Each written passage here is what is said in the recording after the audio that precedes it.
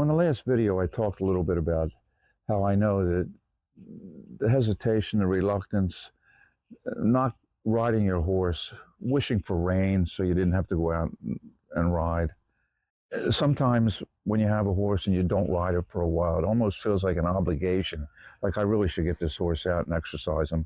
I have this horse and I haven't ridden him so many weeks or months or whatever it is. It's just one of those things that you don't want to stop too soon. If you have a horse and you ride from the time you're a teenager through your 20s, through your 30s, through your 40s, into your 50s and 60s and beyond, because you've been in shape and doing it on a regular basis, it's just kind of part of your routine. Chances are you're never going to have a problem of anxiety, a little bit of uncomfortable. When I was young, I started riding when I was about 8 years old. And by the time I was 10 or 11, I had a job at this riding stable where people would come and rent horses. And us kids would take the horses. We would lead the trail rides through the woods and through the fields. And a lot of it was to make sure if anybody had any problem with the horse, there was somebody there to help them. And also to keep people from abusing the horses and riding them too hard. You'd let them run here and there, a canter here and there, depending on the weather, the ability of the riders that were in your group. Most people, if they're riding a horse, they want to go fast at some point, and that's okay. You just don't want to have the horses be abused and ridden to death. And so that was why we took the trail rides out. And we would ride for hours on end. And when I was about 15, I bought a horse with paper route money. Back then, a young kid could actually make a few bucks delivering newspapers door to door. And so I took my paper route money and I bought a horse. He was a good horse too. Golden Nugget. He was a Palomino stallion, bred and trained on the King Ranch, which was a huge operation down in Texas, known for their Palominos. And he was very well trained and a joy to ride. They used to call it a crow hop. It was basically like a dressage horse that is cantering almost in place. Well, he was a Western horse. I rode him bareback, or if I put a saddle on him, I would ride him Western.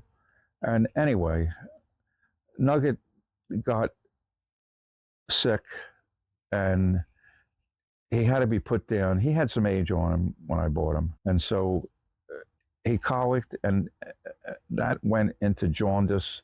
And when that happened, we tried treating him and had veterinarians out there, and it was just a hopeless situation. We had to put him down. And that kind of took the heart out of me. And after that, I was about going on 18 at the time. We had a good 3.5 years. Actually, I rode him before I bought him because he was there at the farm. So I rode him for more than those 3.5 years. We were together maybe 5 years. He was my boy. And so when that happened, after that happened, I stopped going to the barn every day, and I would only ride once in a while. And then I went to college, and I would only ride a couple times a year. I'd go over to the barn, and because I worked there for so long, I could ride whenever I wanted, but it was just different without Nugget. And so I shied away from it, and I was away from the horses, really, for those 2 years. I went to college, and eventually I decided I'd always had an interest in learning how to shoe horses. And so I thought to myself, I'll take a semester off. I went out to Central Wyoming College. They had a farrier program that I went in. And I had been away from the horses. I hadn't been around them a lot. And when I went there, my comfort zone had shrunk. And I was really surprised because when you're around the horses all day, every day, you're very comfortable. You're not afraid of them hurting you. And it's not that I was really afraid. I was afraid of getting hurt, I guess. I wasn't comfortable walking around the hind end of a horse that I didn't know, which is probably not a bad strategy anyway, to be a little on the careful side. But when you're around them all the time, sometimes you get a little careless. But I remember my comfort zone shrunk. And so that's what happens to a lot of people. They get away from the horses, and maybe they were excellent riders when they were young. And then they get away from the horses, and for me, it was only 2 years, give or take, 2.5 years, that I wasn't around them every day, and my comfort zone had shrunk significantly. So I know how it is. You're just not as comfortable as you once were. And so you get on the horse, and maybe they act up, and maybe you have a moment where you don't feel you were in control that much, whatever the case may be.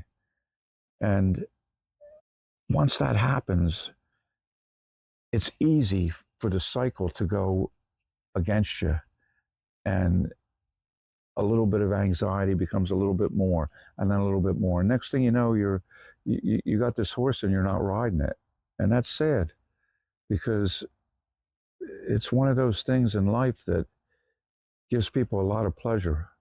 I know it gave me a lot of pleasure, and there's a time in everybody's life that they're going to give up things that they really love doing.